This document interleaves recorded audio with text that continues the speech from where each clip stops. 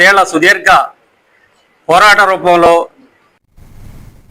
బాపట్ల జిల్లా చీరాల మండలం జాతీయ రహదారి 167పై గురువారం రోడ్డు ప్రమాదం జరిగింది. రోడ్డుపై ఆగి ఉన్న గడ్డికోత మిషన్తో ఉన్న లారీని వెనుక నుండి స్కూటీ ఢీకొట్టింది.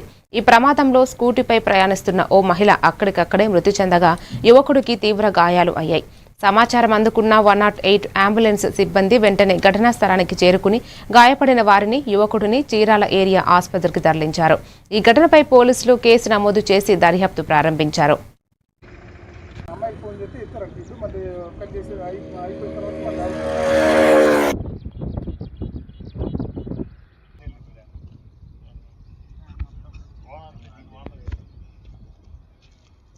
మధ్యాహ్నం బ్లూ కోట్ వాళ్ళకి ఫోన్ చేసి